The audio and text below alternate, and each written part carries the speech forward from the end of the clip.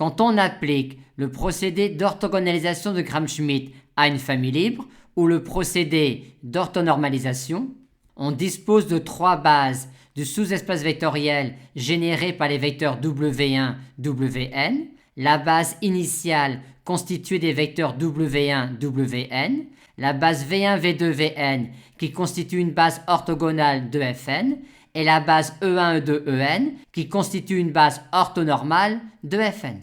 Et voyons alors ce que l'on peut dire sur la matrice de passage de la base verte dans la base bleue et sur la matrice de passage de la base verte dans la base rouge. Vu que V1 égale W1, que V2 est égal à W2 plus un vecteur collinaire à W1, que V3 est égal à W3 plus un vecteur qui est composant linéaire de W1, W2, on a alors, pour cette matrice de passage-là, cette forme-là, à savoir une matrice triangulaire supérieure avec des 1 sur la diagonale.